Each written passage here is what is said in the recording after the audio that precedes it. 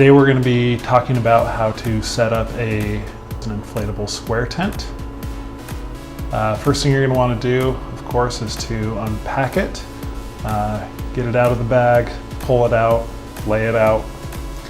When you're laying it out, you want to make sure that none of the inflatable tubes are twisted around any of the canopy top part. If they are, look for those and just make sure that you untangle them.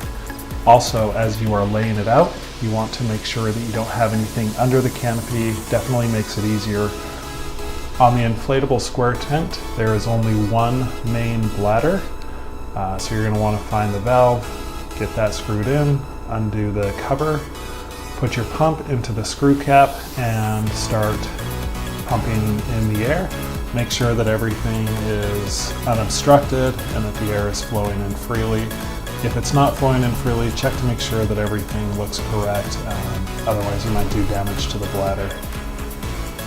Also adjust the canopy fabric. Make sure it's not binding on the bladder legs as well. Once things start to get more tight, you can basically walk underneath the tent, start to push the center of the tent upwards, and it'll slowly pop into place. If you are using the battery powered pump, you would have set your PSI setting.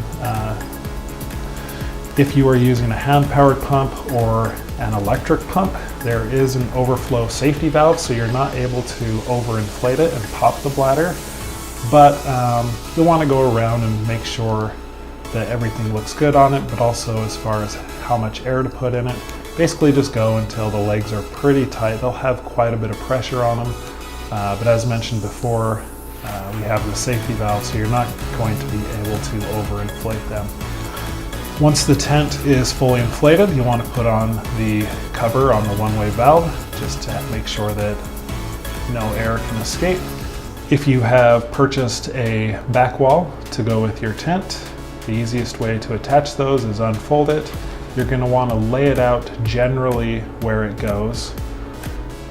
Once the wall is laid out on the ground, you'll want to attach the back wall using the zipper. There is going to be one zipper that goes all the way from one side up to the top and down to the other. Fairly simple and straightforward, just like a zipper on a jacket. Then just take it all the way down to the side. To take down a back wall, simply reverse the steps. You're going to simply unzip the wall, starting at one side, moving down to the other side. We highly recommend folding your walls once they are removed. If you ball them up, definitely going to be prone to wrinkles, won't look as good. And honestly, it is much more compact if it's folded properly. It is easier to fold the wall with two people than one. In order to deflate the tent, you're going to want to unscrew the main valve. All the air will come out. Once the tent has fallen and has deflated, spread the legs back out as if you were setting it up. It makes it easier to fold it up and get the air out of the bladder. If you don't get all of the air out of the bladder legs, it becomes more difficult to roll it up and have it be compact. Once all of the legs are spread out, you're going to want to grab the center of the tent and get the two legs that are on one side, basically folding the tent in half, getting the two legs to be on the other side as well. Spread the legs so that two legs come together as if you only have half a tent. Once they're spread out, you're going to want to take the other two legs, fold them over on themselves so that they come in contact with the other legs. That way all four legs are together. At this point, you're going to want to gather all the excess fabric, bunch it up a little bit, kind of fold it in on itself. You don't want it to be any wider than what the tent bag is.